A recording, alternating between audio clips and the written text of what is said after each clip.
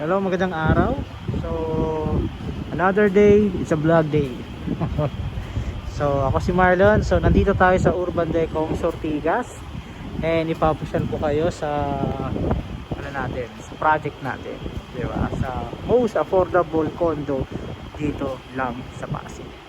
Tara, samahan niyo akong mamasyal. So, nandito tayo sa building N. Yan. Pare-paras naman kasi sila ng building eh. Parang pare-paras sila ng itsura. Nagkakatalo na lang sila dun sa lugar ang pangalan syempre. So sa building N, ito yung mga unang naita yung building ng Urban Deca Homes Ortigas. Kasi bandang sa likuran na to eh. Pero napakalawak kasi nito. Yan. So, ang susunod natin pupuntahan is building O. And kung mapapansin nyo, may lagi nagme-maintain ng kalinisan.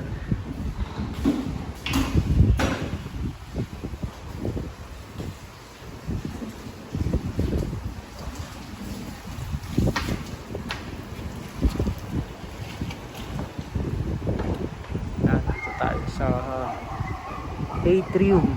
Itong lugar na to, yung atrium, napakalamig kasi rito. Ang lakas ng hangin. Para siyang para siyang vacuum na na yung structure niya, yung mismong pinaka gitna niya is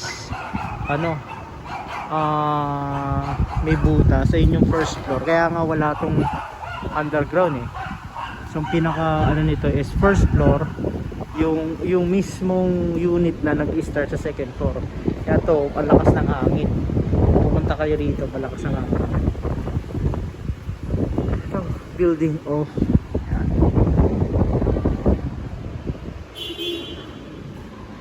marami na ring sasakyan dahil marami na ring halos na nakalipat eh. Ano, yung CCTV. And ang kagandahan nito, siya eh, nasa Pasig lang siya. ang ito yung concern eh ng mga tumitira sa Metro Manila. Ang hirap talaga makahanap ng sarili mong property dito sa Maynila na affordable or kaya ng budget mo pagdating sa pagbili ng property. Kasi usually, mga mura. Yung mga mura kasi talaga hindi naman natin may kakaila yun eh. Pero along na yun eh, parang sa na siya eh, nasa province na siya eh. Yan o. Yan siya. Tahimik. Pag nasa condo ka kasi, ang kagandahan ng nandito nakatira is yung mga kasing level, paano ba? Parang ang sagwa pakinggan eh. Pero ito kasi yun eh. Yung mga kaparehas mo, magsasama-sama yan. Diba? Halimbawa, ang captive market, umilaw. Yung captive market kasi nito is mga nasa managerial. Yung ang monthly is nasa 55,000 pataas. So roughly, para safe to say, makakuha ka nasa 60,000. Maganda nga kung mag-start ka ng maaga eh. Diba? Kung mag-start ka ng maaga, kasi mga usually kumukuha medyo late na eh, mga pumapasok na ng 40s. Pero kung makapag-start ka ng at least at the age of 20s, makapag-start ka ng kumuha ng property, magandang magandang start yun, diba? And syempre naman, may mga concern na baka hindi mabayaran, baka magkaroon ng failure. Maraming parang negative thoughts na iniisip. Pero kung iisipin mo lang siya, mas maraming positive pag kukuha ka ng property mo. Una, syempre magkakaroon ka ng sarili mong space. At pag may sarili ka na, mamomonitor mo yung finances mo, yan. Mamomonitor mo yung portfolio mo. Malaga kasi yun eh, di ba? May mga pagkakataon kasi na alam mo na kumukuha ka ng ng mga bilihin. Halimbawa, ganito.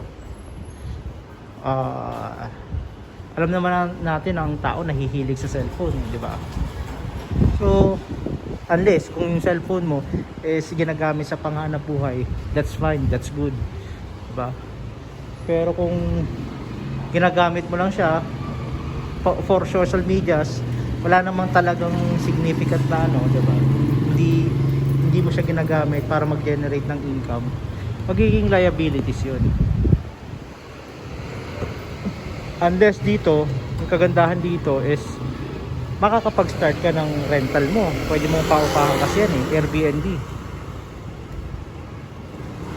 And sabi ko nga, kung meron kang sariling property na paupahan, edge mo yon, malaking bagay yon. Dahil may nagpapasok sa'yo ng pera kahit na natutulog ka, di ba? Sabi nga nila, you need to start somewhere. Kailangan mo lang magsimula kahit saan. Yun you need to start somewhere. So dito tayo, medyo tahimik eh.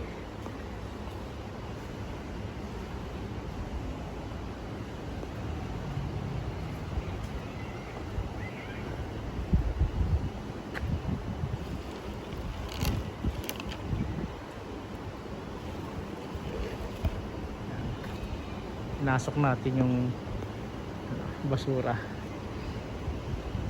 So yun,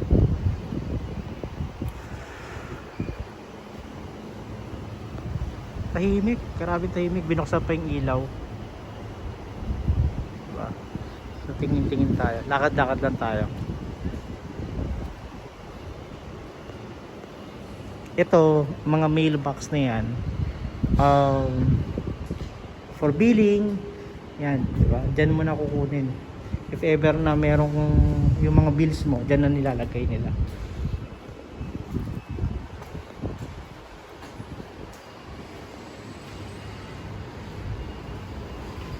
Tapos yan, napapansin mo, mga electric bike yan ang umiikot. Usually kasi, di ba, ang alam natin pag may mga service is mga tricycle, dito electric bike ang umiikot. Tapos yan, mga unit owner din yung iba dyan, diba? Dito na sila dito na sila nag-ahanap buhay.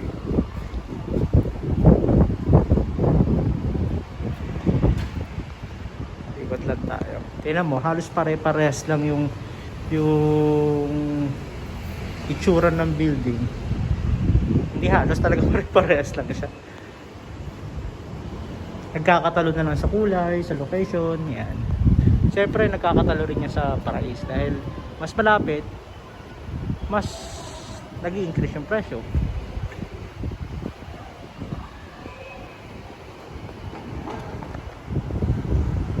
And yung concern na parking, ano yan hindi na talaga mawawala yan, parking. Problema sa parking. Kaya nga nagkaroon ng pondo para i-develop yung mga parking space, yung mga units, di ba? Pero ito kasi hindi naman siya 1:1 eh. So expect na natin na meron talagang hindi ma-accommodate, di ba? Yun eh.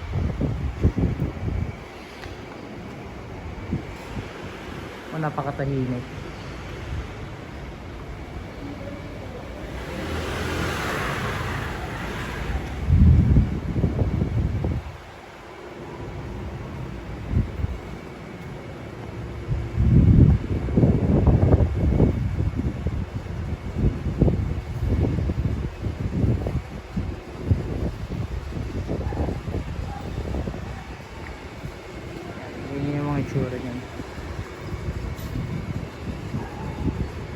Tapos yung kabila, yan, yung napapansin nyo sa unahan, continuous pa naman kasi rin yung pag-develop ng area na to.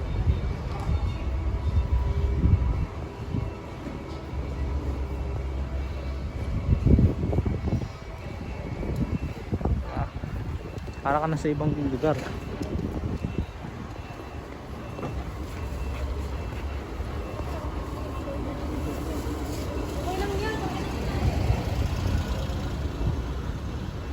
rin yan. Kung mapapansin nyo, ito ano yan, yung parking na yan, tandem, iisa lang ang may-ari niyan.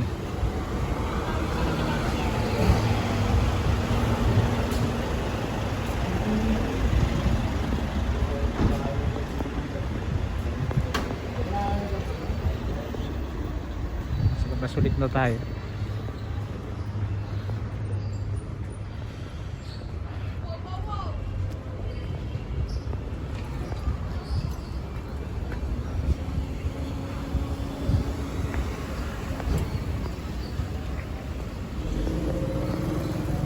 So yan. So kung ikaw naghahanap ng condo na dito mismo sa Pasig, ito na yon. Ako sa akin ang condo kasi ano siya masasabi nating controlled environment siya.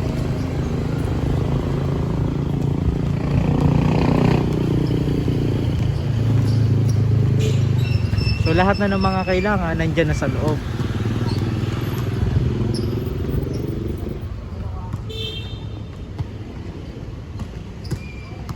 Ang laki ng amenities area. Dalawang basketball court. So mamaya pagdating ng madilim, mga start ng 5 or 6, bubuksan na nila yung ilaw. So gabi-gabi yun.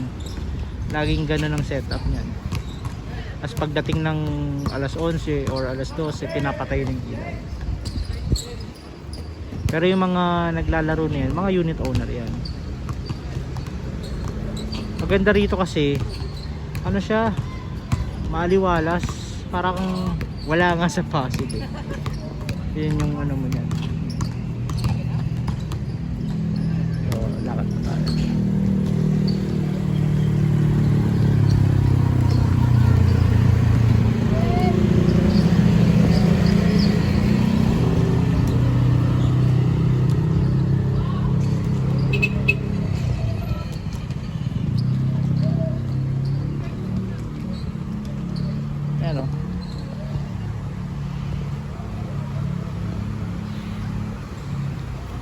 Kaya kung halimbawa ikaw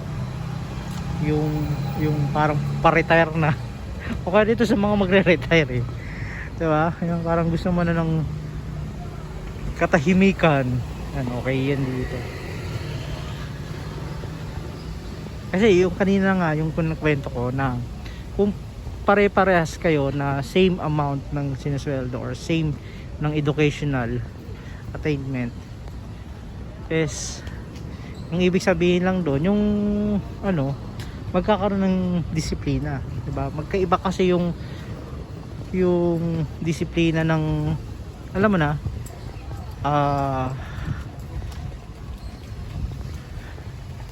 yung pagdating sa edukasyon, yung hindi naturuan, medyo hindi siya well versed Pero siyempre hindi naman natin generalize. Subjective pa rin naman 'yon. Pero kung mapapansin mo, yung mga nandito, yung mga nag-aalaga ng aso, especially, makikita mong disiplinado may dala-dala silang may dala-dala silang panlinis. Kasi di ba pag dumudumi yung aso kahit saan kinukuha nila yon, kinukuha ng mga unit owner yon, tapos ini-sprayhan nila, tapos tinatanggal nila yung dumi. Pansin mo walang masyadong dumi dyan dahil nga disiplinado. So yun ang kagandahan sa environment na ang mga kasabayan mo ay disiplinado.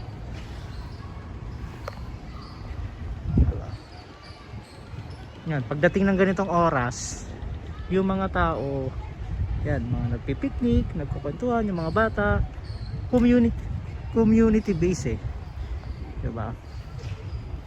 At saka alam mo, yung mga bata rito, safe. Kasi nasa loob lang sila wala silang wala silang tatakbuhan na pwede silang masagasaan. Tsaka makikita mo, mababantayan mo. May ginagawa na naman.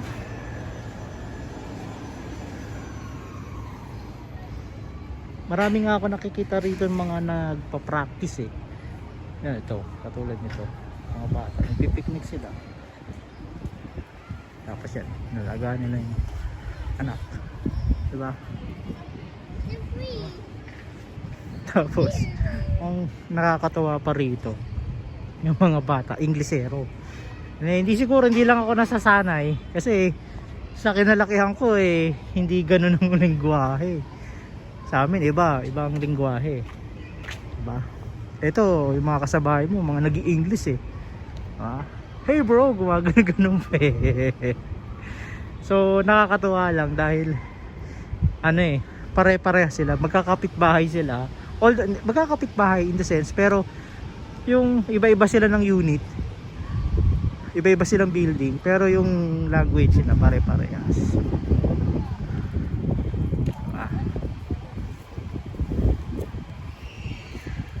Tapos ang isa pa sa highlights ng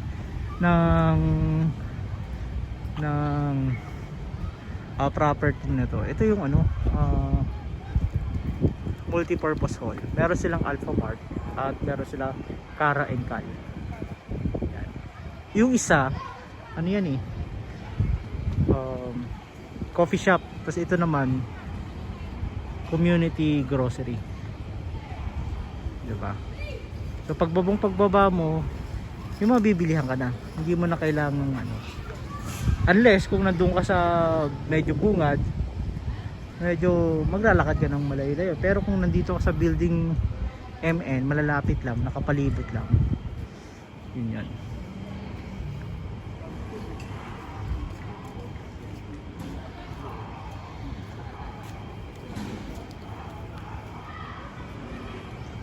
Patulad niya ng aso.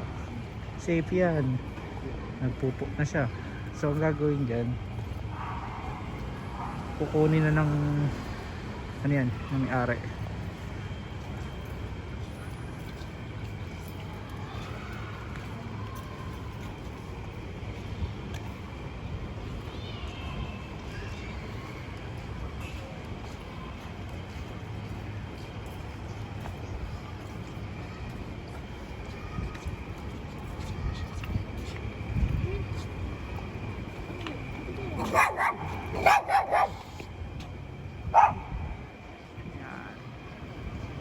So yun, normal na yan na may nakikita kayong mga aso na dumadaan. Kasi may lugar dito na pet friendly, pero hindi siya absolute pet friendly. May pet friendly zone lang siya, hindi siya yung buo. Ito, building M, pati building N, pet friendly yan. Yung kasi yung mga inaalala ng mga unit owner, paano yan, may aso kami, alam naman iwan namin.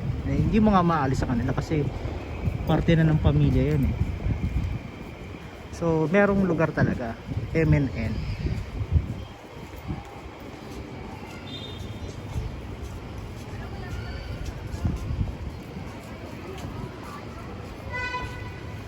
Yan.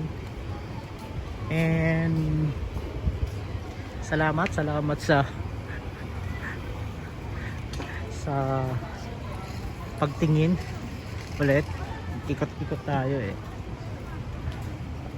and yun, if ever na may question kayo regarding sa project sa Urban Deca Homes of Tigas, let me know.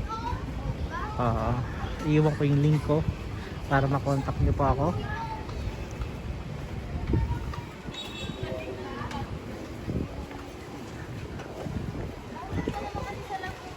Tapos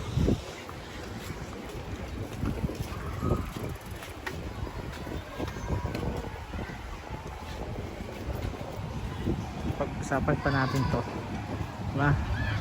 Sarap pag-usapan to pondo. Pag-usapan natin yung property. So, maraming salamat sa pakikinig at panunood. Same time, same place, and stay safe palagi, diba? So yun, siguro hanggang dito na lang. And basta pag if ever na may mga questions kayo, tanong lang. So pa-subscribe na rin pag hindi pa kayo nakasubscribe para madagdagan yung nagsusubscribe sa akin. So maraming salamat and mabuhay kayong lahat. Stay safe. Bye bye. Peace yo.